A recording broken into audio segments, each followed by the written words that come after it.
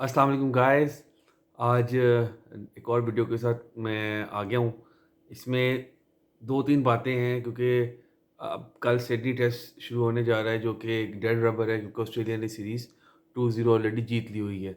और सेकंडली आपका जो स्क्वाड है वो भी सीरीज़ का जो जो फाइनल टेस्ट है वो अनाउंस हो चुका है, उस पे बात होगी।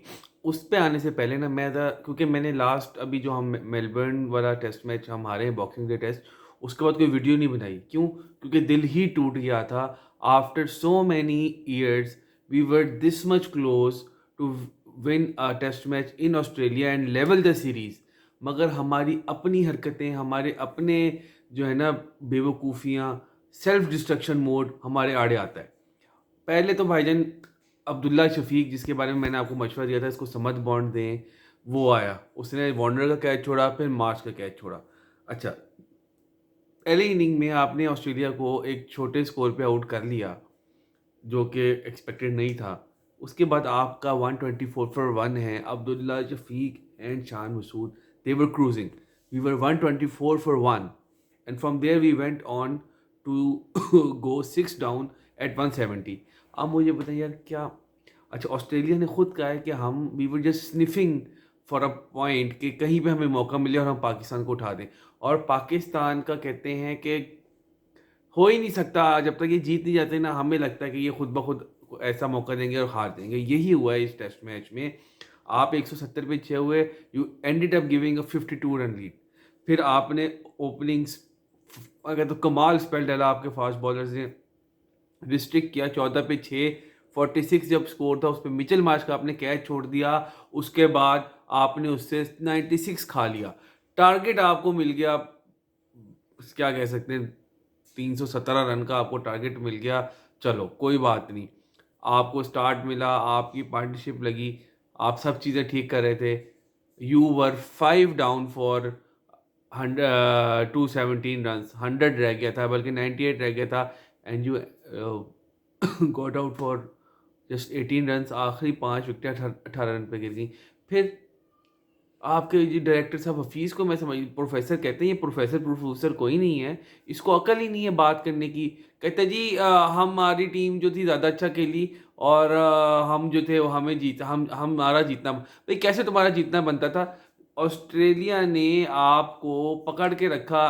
कमिंस ने 10 विकेटें बॉक्सिंग डे टेस्ट पे ली। कैप्टन परफॉर्मेंस उसने आपको करके दी है। उसने दिखाया है कि कैसे जब क्रूशल टाइम पे आपको एज अ कैप्टन आपकी टीम को आपकी ज़रूरत होती है, आपने कैसे टीम का कमबैक करवाना है। वो बंदा कमबैक करा करा थक गया, एंड पे उसने पाकिस्तान को ठुकवा दिया।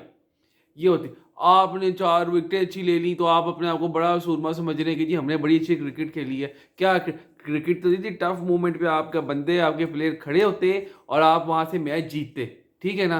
तो अजीब बातें वही पहले इंडिया ने अपना मजाक उड़वाया कि जी फाइनल में we were good good team on पे। भाई ऑन द गिवन डे आपने कैसा खेला वो मैटर करता है। टीम जीती है, ऑस्ट्रेलिया ने वर्ल्ड कप भी सीधा जीता। क्रूशल मोमेंट्स पे उन्होंने अपना जो था वो क्या कहते हैं कॉन्फिडेंस लूज नहीं किया। They kept their calm and they won it.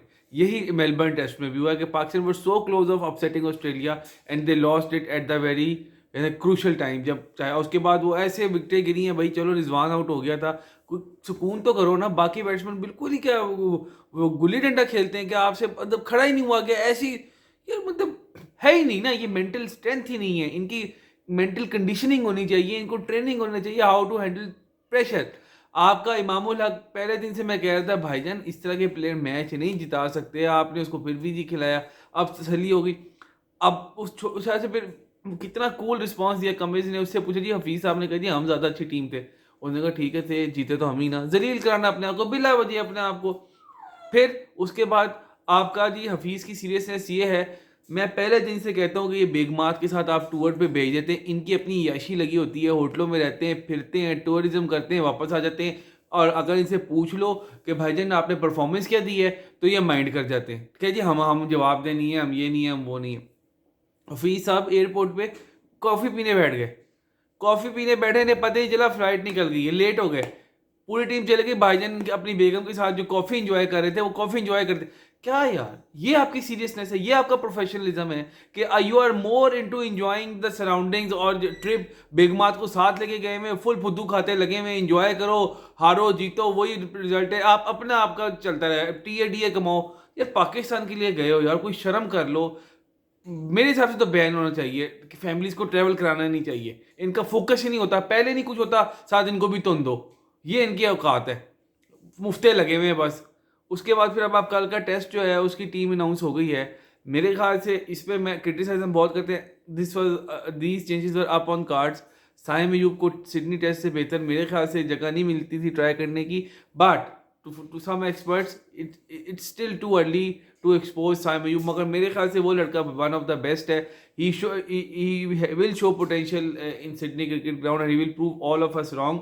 But even for me, मुझे ये लगता है कि उसको पाकिस्तान की किसी टेस्ट मैच में डेब्यू कराना चाहिए था। चलो अब SCG में करा रहे, I hope he does well, क्योंकि इमाम तो पैथेटिक था, उसने कुछ नहीं सीखा, उसने वही 30 के स्ट्राइक रेट से बारी लेनी, उसके बाद 10-15 स्कोर करके आउट हो जाए, ना टीम को कोई फ़ायदा और ना खुद को कोई फ़ायदा, तो वो तो बनता था। अब दूसरी तरफ आ जाओ शाहीन की तरफ। शाहीन भाई को इन्होंने बिठा दिया है, क्यों? क्योंकि उन्होंने 5 T20s में पाकिस्तान की टीम की कप्तानी करनी है ना, तो T20 ज़्यादा इंपॉर्टेंट हो गए, अब उसको रेस्ट देना है। यार पहली मैंने शेड्यूल देख लिया है, गलत लफ्ज़ इस्तेमाल करेंगे, फजूल तरीन शेड्यूल है। आगे 5 T20 है, फिर PSL है, फिर 5 T20 न्यूजीलैंड के खिलाफ है, फिर 2 T20 शायद आयरलैंड के खिलाफ है, फिर 4 T20 इंग्लैंड के खिलाफ है, फिर T20 वर्ल्ड कप है, फिर जाके कोई शायद बांग्लादेश से 2 टेस्ट मैच हैं, फिर ऑस्ट्रेलिया, फिर इंग्लैंड से 3 टेस्ट मैच हैं, फिर ऑस्ट्रेलिया में 3।